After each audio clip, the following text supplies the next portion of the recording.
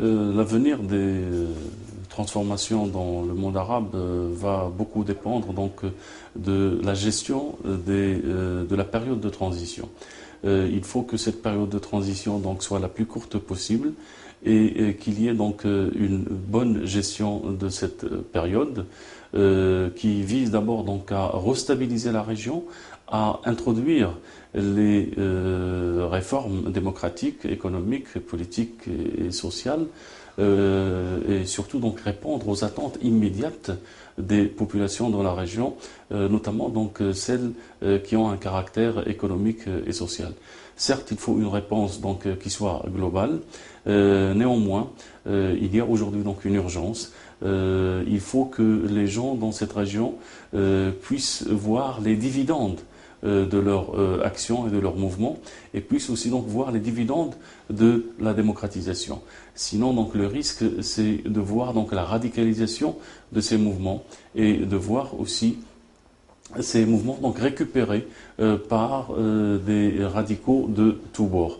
Il est certain que on ne connaît pas aujourd'hui donc réellement ce que donc les gens attendent et veulent du changement.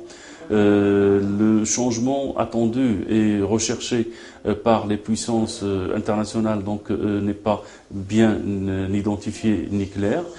Chacun donc cherche à préserver ses intérêts et les puissances internationales donc cherchent un changement donc sur mesure qui leur permette de préserver leurs intérêts dans la région. Nous sommes dans une situation où il y a donc un bouleversement stratégique donc énorme, où il y a donc des conséquences géopolitiques très importantes dans notre région.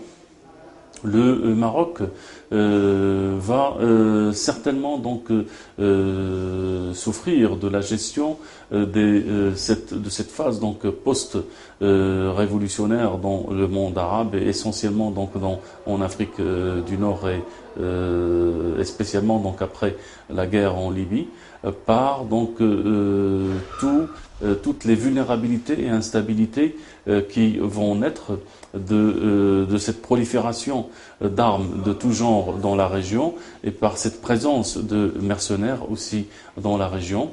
Mais il y a au Maroc aujourd'hui une nécessité que l'ensemble des élites s'inscrivent dans cette logique de changement et dans la réussite de la nouvelle génération des réformes politiques, démocratiques, économiques et sociales dans notre pays.